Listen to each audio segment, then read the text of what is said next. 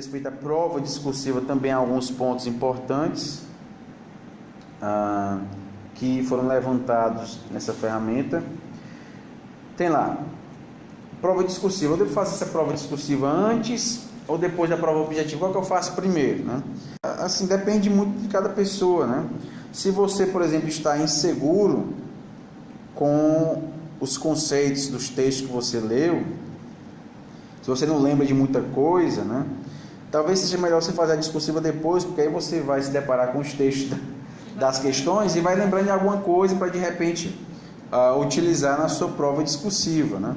Agora, se você já está indo com uma base legal, né? Não está perdido, talvez fosse até legal começar com a discursiva. Eu prefiro começar com a discursiva, porque pelo menos na objetiva você pode chutar, né? Você chuta, pronto, está feito, né? Na discursiva não existe chute, você tem que escrever. Então, exige uma atividade mais desgastante, né? Lembrando, até que já tem uma dualidade, né? Pensar e só executar. Exatamente, Agora, porque chutar é mais fácil, né? Se você não sabe, chutou, pronto, fez a questão, sabe se acertou. E agora, se você está confuso, até confunde mais. Se você não responder primeiro. Eu prefiro fazer a discursiva primeiro. Agora sim, quando a gente vê a prova de 2017, né? Então, mas tem textos grandes, né? Que exigem uma leitura muito. Então tem que dosar bem o tempo, né? Para não se perder muito. Se você tiver com dificuldade em uma questão, passa logo para outra. Não demore muito tempo nessa questão, né? Até porque a pontuação da questão é a mesma, né? Essa que você está achando mais difícil é a mesma pontuação daquela que você vai ver depois que tá mais fácil, né? Não tem peso, né? Não tem peso. As questões têm o mesmo peso, né? Tem o mesmo valor. Então, se você encontrou lá alguma questão muito complicada, né? Aí você já parte para outra e deixa essa para depois, né? Letra cursiva ou de forma, né? Felipe, eu tenho uma letra muito feia, cara. Sempre quando eu escrevo em letra cursiva, o pessoal não entende direito e acaba colocando lá um erro ortográfico, sendo que na verdade eu acertei, né? Se você pode escrever letra de forma, escreva letra de forma. Eu só escrevo letra de forma nas provas que eu faço. Não perde ponto, escrever letra bastão, não perde ponto nenhum. Eu só recomendo você diferenciar as maiúsculas das minúsculas. Então, mesmo sendo letra de forma, inicie com a letra um pouquinho maior, aqueles nomes próprios com a letra maior, para mostrar que você sabe que ali é um nome próprio, sabe que ali deve escrever com uma letra maiúscula, né? Então, se for escrever de forma, escreva com a letra um pouquinho maior. Em relação ao planejamento, né? Antes de começar a escrever o seu texto, faça o planejamento do seu texto. De que forma? Identifique as palavras-chave que estão no comando da questão. Lá na plataforma tem um material, um manual que foi disponibilizado, que faz uma análise da prova discursiva do ano passado. Aí tem lá o comando, né? E tem a identificação das palavras-chave. Então, identifica as palavras-chave, porque são elas que vão dar o norte para o seu texto. Você já sabe que o seu texto deve estar dentro do universo daquelas palavras-chave, né? Ao identificar as palavras-chave, já vão surgindo os conceitos aqui na sua cabeça, né? Você já vai resgatando, né, estudos que você fez, conceitos, perspectivas, né, que já poderão ser utilizadas nessa prova, né? Aqui ainda faz o planejamento. E tente fazer o seu texto assim: introdução, desenvolvimento e conclusão. Na introdução você traz o problema, né? O que foi proposto. No desenvolvimento, você traz a sua perspectiva. Na introdução você mostra o problema, né? Isso está assim, assim, assim, tal. Pronto. No desenvolvimento você traz a sua perspectiva. Na conclusão, é legal a gente trazer alguma proposta, porque geralmente nessas provas discursivas eles trazem algum ponto crítico, né, que merece uma atenção maior e que também exige diante desse problema, o que pode ser feito diante disso, né? Diante dessa dualidade existente na educação, o que pode ser feito?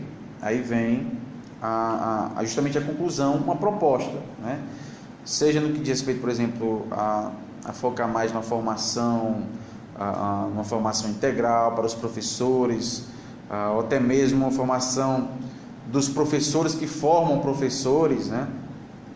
Enfim, nessa conclusão eu aconselho a trazer uma proposta que diminua o problema apresentado no enunciado da prova discursiva. Eles trazem lá um problema, né? Uma situação, e essa situação geralmente é uma situação crítica que deve ser mudada. A gente tem que mudar isso aqui, porque isso aqui não está legal, né? Aí na introdução traz o problema, o que está acontecendo, né? No desenvolvimento você pode trazer o seu ponto de vista, né? Diante disso, aí traz argumentos, né? Quando a gente diz trazer argumento, traga pesquisadores que reforçam o seu ponto de vista. Essa dualidade ela deve ser descartada da educação, como diz Saviani, como diz. Aí você pode citar os próprios pesquisadores da bibliografia para mostrar que você leu, né? Alguns pesquisadores têm uns nomezinhos meio esquisitos, né? É legal a gente começar. É legal você, sempre que você se deparar com esses textos, escreva lá o nome dele, porque aí você já vai fixando, né? Aí você cita, né, esses autores. Aí o pessoal pergunta: Felipe, como é que eu faço a citação? Eu coloco o nome do autor e a data, né? Não, você não coloca data, não precisa colocar data nem página. Por quê? Porque no seu texto não vai ter o item chamado referências bibliográficas. Não precisa. Não precisa. Dizer que foi Saviani, você diz, segundo Saviani, se você souber, segundo Saviani, em História das Ideias Pedagógicas, a educação é né? Se você colocar segundo Saviani 2006, sim, o que quer dizer esse 2006? Não, é o ano da publicação da obra dele. Mas qual é a obra? Né? Eu só vou ter uma funcionalidade para essas datas se no texto tiver lá um item chamado referências bibliográficas. Aí você vai lá, deixa eu ver, Saviani 2006. Tá aqui a obra, pronto, já vi, né? Como no texto que a gente escreve para essas provas não tem um item chamado referências bibliográficas, não precisa escrever a data, né? Escreve só o nome do autor e o nome da obra. Não escreva Saviani 2016. Professor, mas eu conheço um colega que escreveu e deu certo. Mas a gente aconselha a não fazer isso. Não tem nenhuma funcionalidade, né? Você pode colocar 2006, 2005, sim. Para mim tanto faz, que eu não sei nem de qual obra você está falando, né? Se tivesse referências bibliográficas, eu iria lá e ver Saviani 2005, está aqui a obra, pronto. Não, mas ele colocou 2006, pronto, já é essa outra obra, né?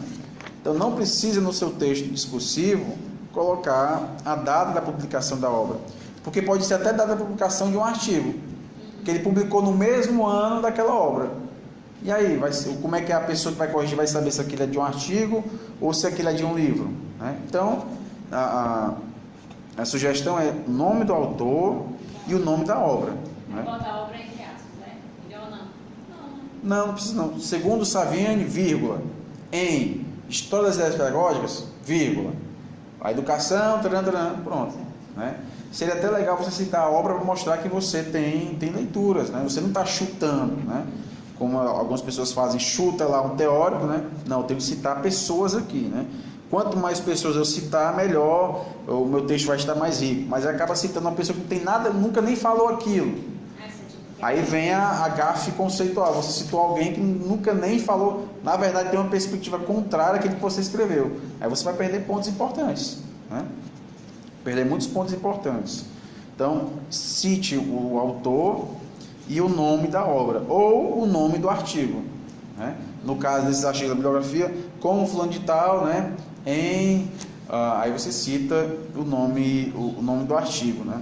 Alguns artigos têm um nome muito extenso, né? Então, nesse caso você pode citar apenas o nome do autor, segundo fulano de tal, taran, taran, né? Eu vou começar a escrever o nome e o título do artigo para ver se É bom. Se fazer um mapa mental assim com o nome do artigo. É bom você ficar repetindo, escrevendo isso, né? Escrever o nome do artigo, o nome do autor, direto, porque vai chegar um momento que aquilo é como se fosse mecânico já. Você escreve o nome, porque quando você escreve o nome da pessoa e o nome da obra, né? A banca vai ver, olha, ele está escrevendo isso aqui, e a gente sabe que não é fácil a gente decorar isso, mas a pessoa leu tanto que ela já decorou e está escrevendo isso, tem propriedade para isso, né? Até mesmo pequenos assim, detalhes mesmo, como nomes de pesquisadores são complicadíssimos, né? Quando você escreve corretamente, dá a ideia de que você leu bastante aquilo já é normal para você, né? Você vê uma citação citar o Nietzsche, né? Friedrich Nietzsche, né? Escrever esse nome todinho, né? Por mais simplório que você ache, mas isso passa, olha, ele escreveu correto, eu até busquei aqui o nome dele, escreveu corretamente. Então isso aqui é de alguém que tem uma intimidade já com esses textos, já viu esse autor, esse pesquisador já viu, né, várias vezes, né? Então ele tem propriedade, né? Então são alguns detalhezinhos que passam para a banca, uma informação, a ideia de que você de fato leu esses textos, né? E não leu só uma vez, leu mais de uma vez, né? E outra coisinha, se eu errar alguma palavra, o que eu faço, né? A sugestão é fazer sempre o rascunho, né? Eu sempre faço o rascunho dos textos, para evitar aquela poluição visual depois na prova, na folha de resposta. Então eu aconselho sempre fazer um rascunho antes, né? Para depois passar para a folha de resposta. Mas mesmo assim, passando para a folha de resposta, quando você está lá escrevendo, opa, errei aqui, né? O que você faz? É o risco, né? A ideia é você passa só um riscozinho na metade da palavra, no meio da palavra, e escreve depois da forma correta, né? Escrever lá professor com um S, né? Risque a palavra, não precisa pintar a palavra todinha, riscar todinha, não, passa só um traço, né? Na metade da palavra, né? E escreva do lado professor, pronto, né? Isso aqui já passa a informação de que você, não considera essa palavra, considera essa que vem depois, né? Não precisa você riscar a palavra toda, não, passa só um tracinho no meio da palavra, né? Aí já vai passar essa informação. Pronto, isso aqui foi o primeiro glossário, as primeiras palavras, né? Espero ter deixado alguma coisa mais clara, né, nesses conceitos, né? E a gente vai ver se faz o glossário 2, né, já com mais perguntas dos cursistas. Beleza?